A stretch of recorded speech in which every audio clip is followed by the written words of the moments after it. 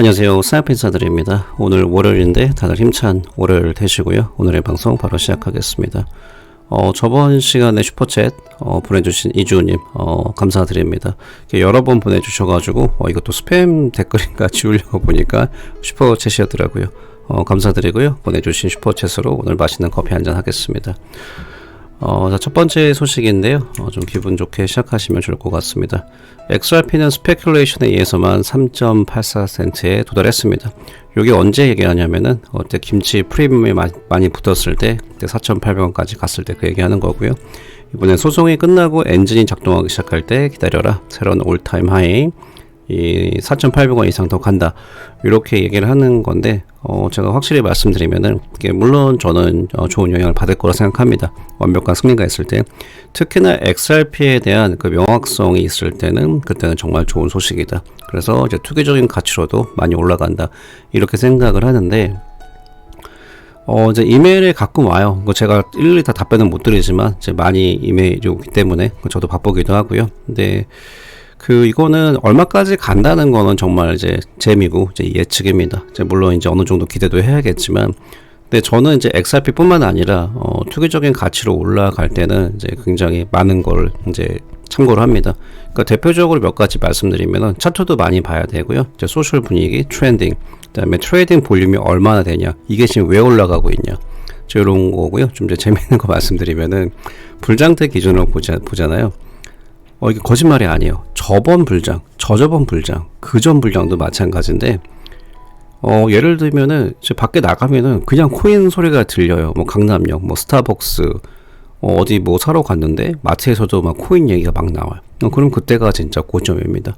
근데 그런 날이 안 올까요? 저는 분명히 다시 온다고 봅니다. 분명이라는 거 세상에 100%가 없지만, 이거는, 이제, 코인에 오래 계신 분들은 제 말에 많이 좀 동의하실 거라고 봅니다. 반드시 불장은 온다. 그리고 리플사 XRP도 그 전에 이제 과거의 퍼포먼스가 있기 때문에 분명히 상승 모멘텀이 있다. 이렇게 제가 한번 말씀드려 봅니다. 저번에 말씀드렸는데요. 이제 XRP 라스베가스 그 비트코인 컨퍼런스랑 비슷한 건데 이제 25일이 남았는데 역시나 이제 뭐 볼 사람이 별로 없습니다. 존 디튼 변호사님 같은 경우는 워낙 이제 정확한 소식 트위터에서 많이 얘기해 주시니까 굳이 가서 들을 필요 없을 것 같고, 이제 볼 사람은 이제 잭 맥도날드 이 사람인데, 이 사람도 얼마나 공개적으로 말을 많이 하실지 모르겠고, 나머지는 좀 이제 스폰서, 링토, 뭐 어플도 이런 스폰서기 때문에 뭐 굳이 뭐 안 가도 될 것 같다 그런 생각됩니다. 한국이었으면 아마 갔을 것 같은데 뭐 이제 이렇게 이제 마무리되는 것 같습니다. 존 디튼 변호사님이 그저께 제가 트윗을 잠깐 봤는데 사람들이 엄청 물어보나 봐요. 그러니까 괜히 지금 말했다 괜히 그냥 조금 후회할 수 있는 게 5월 6일이라 그랬잖아요. 약식 판결에서 여기를 읽어드리면은 요게 이제 5월 6일에 약식 판결이 나올 것 같다 이렇게 얘기를 했는데, 다시 한번 여기서 이거는 그냥 일반적인 타임라인이다. 뭐 약식 판결에 있어서. 근데 요게 이 말이 왜 나냐면은 이 토레스 판사의 그 일반적인 타임라인이에요. 예를 들면은 이제 다우버 판결을 한 다음에 약식 판결 언제나 이제 바로 나왔고, 그 다음에 30일 뒤에 나왔고, 60일 나왔고, 이런 거를 전반적으로 계산해가지고 자기 생각에는 5월 6일 전에도 후에도 이게 결과가 안 나온다면은 자기는 조금 놀랄 것 같다. 저게 자신은 이제 어투로 얘기를 말씀하셨는데, 그러니까 저는 조금 더 길게 보고 있습니다. 근데 제가 말씀드릴 수 있는 거는 약식 판결에 있어서는 거의 막바지는 이거는 팩트입니다. 그래서 이제 뭐 올해 어떤 분은 보니까 뭐 약식 판결도 끝까지 물고 늘어진다 그런데, 일단 약식 판결에서는 거의 이제 막바지 왔다 이렇게 말씀드리고, 저는 조금 더 이제 길게 보는 경향이 있습니다. 한 5월 말 뭐 그렇게 저는 보고 있습니다. 로지 리오스 이제 많이 아실 텐데요. 리플사 이사의 멤버고요. 미국 43대 그 조폐 국장이었죠. 이분 같은 경우 이게 중요한 부분이라 생각하기 때문에 제가 이제 리플 홈페이지 가서 물론 이제 리포트도 보지만 이제 이사회에 누가 떠났지 않았나 이런 걸 보는데, 여기서 말하는 게 이제 블록체인은 우리 삶의 여기 이거네요. 블록체인에 여기 있습니다. 스며들 것입니다. 이제 이렇게 얘기를 하는데, 여기서도 얘기하는 거 보면 결국 이제 블록체인 얘기하는 건데, 이제 XRP랑 XRP 레저, 이제 그다음에 더 어떻게 하면 더 성장 가능성이 있나. 근데 대놓고 이제 XRP라는 여기서 이제 얘기를 안 합니다. 왜냐면 오히려 항상 말하면 더 역효과가 있으니까요. 자, 그래서 이때도 나오고 이때도 지금 계속 말을 하고 있다. 이렇게. And when he explained it to me how it works, it really just opens up your eyes about all the other use cases that could. 예, 이때는 이제 XRP를 얘기했었고 1월 10일 이때는 이제 굳이 이제 XRP를 다시 한번 말하지는 않았습니다. 여기가 홈페이지인데요. 리플사 리더들 만나기. 근데 여기 인물들을 보면은 그냥 얼굴만 내미는 그런 이사회 멤버들이 아닙니다. 실제로 보면은 그 프로파일들을 보면은 이 리플사의 이 사람들이 정말 리플사랑 XRP 레저를 위해서 이제 발전을 위해서 진짜 합류한 사람들이다. 이제 이렇게 생각을 하고요. 또 이분 같은 경우는 지금 소송 때문에 소송이 아니더라도 최고 법률 책임자가 있죠. 이사회 멤버로 이 수잔 알테이 같은 경우는 이분이 이제 경제학을 전공을 하셨고 이제 마이크로소프트 출신. 그다음에 대표적으로 이 사람이 누구였더라? 기관 출신일 거야. 잠깐 볼까? 그러네. 모건 스탠리 크레딧 스위스에서 고위직 35년 이상의 민간 공공부문 리더십 경험. 이런 거 참고하시고요. 이 샌디 오코너 같은 경우는 이제 모건 체이스 출신이고 이제 규제 업무 때문에 여기 합류를 했고 로지리우스 방금 설명드렸고요. 이 마이클 워렌 같은 경우는 백악관 출신입니다. 대통령 그 인사실 그다음 민간 투자 같은 부분에 있어서 이제 이사회 출신이고요. 다시 한번 여기 있는 인물들이 이제 이사회랑 이제 사람들이 누가 있냐, 어떤 사람들이 리더인가 이것도 굉장히 중요합니다. 그리고 리플사 홈페이지 오셔서 가끔 이제 보시는 게 좋습니다. 그 쿼터 리포트도 봐야 되고, 그다음에 이렇게 지금 어떻게 업데이트가 돼 있냐, 뱅크 오브 아메리카, 노바티. 그러니까 제가 다시 말씀드리지만 이제 한번 리플사랑 파트너는 이제 굳이 다시 사라지지 않습니다. 계속 유지가 되고 ODL로 스위칭이 된다. 이렇게 생각하시면 좋을 것 같고요. 여기도 이제 지금 최근에 업데이트 됐는데 국경 간집을 암호 이동성, 그다음에 CBDC 관련해 가지고 기사가 나오고 있습니다.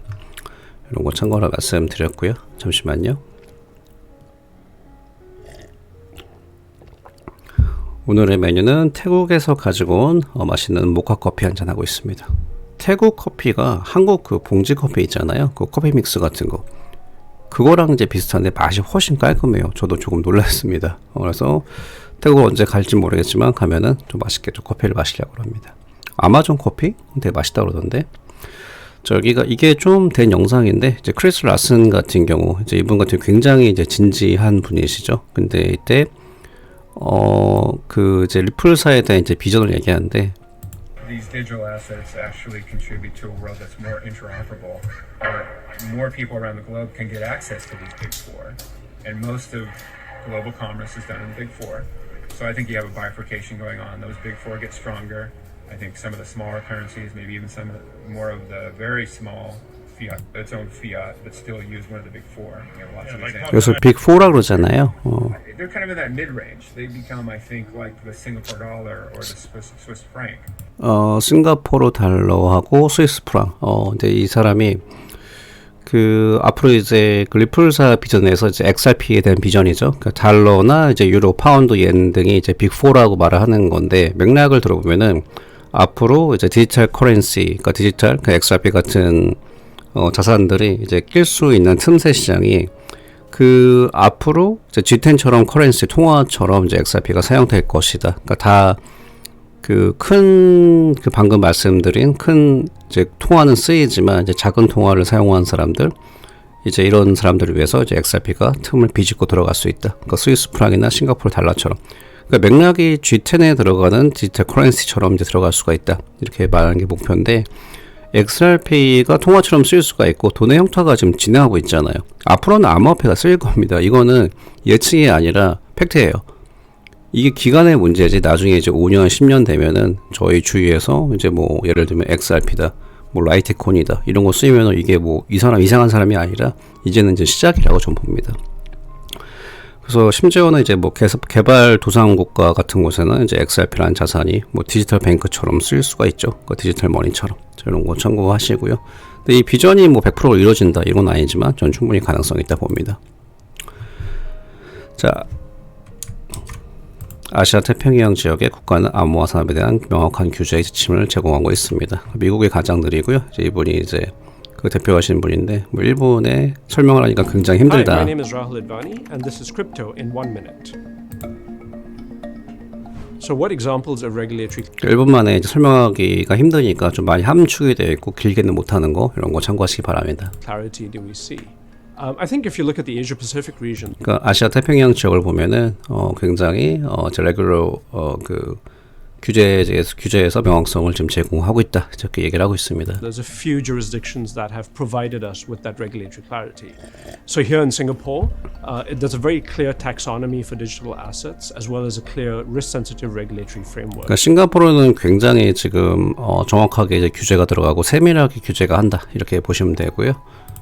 Japan is another example. 일본도 which has 마찬가지고. clarity and has a clear license.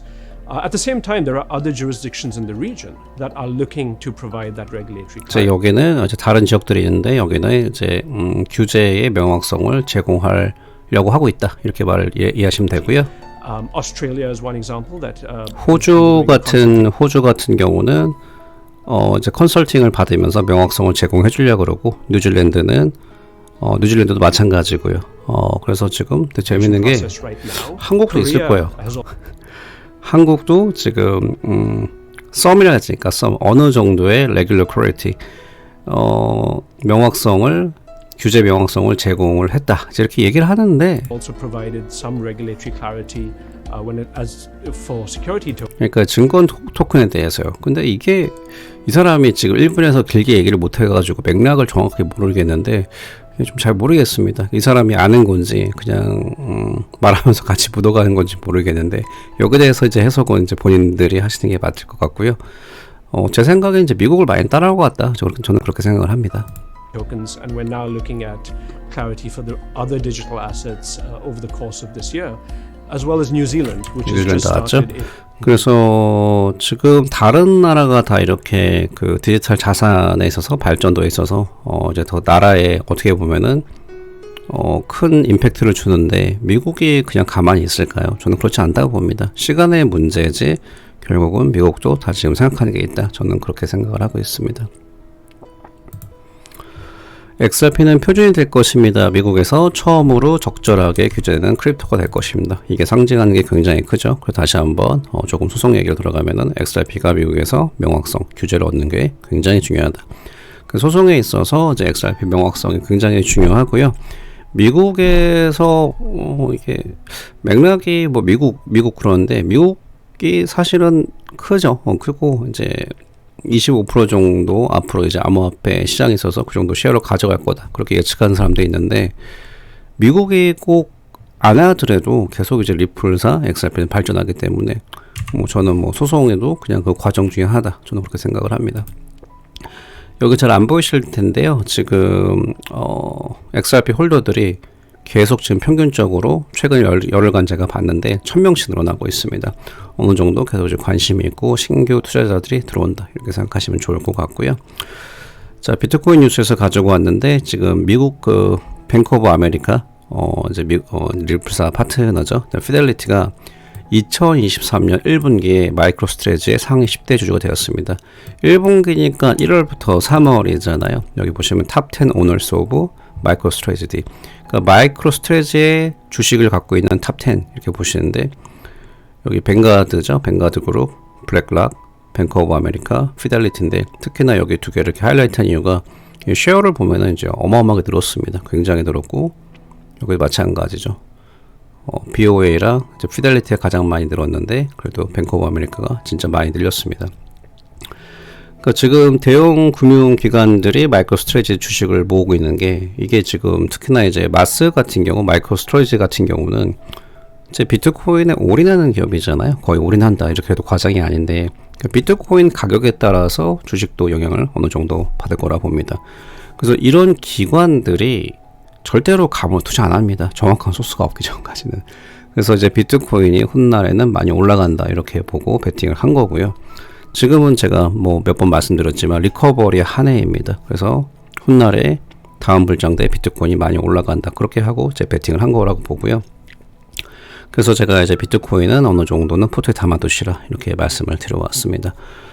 제가 일정이 있어서 방송 여기서 마무리하고요. 또 기회가 된다면 주중에 방송 몇 편 더 진행하도록 하겠습니다. 다들 즐거운 월요일 되시길 바랍니다. 감사합니다.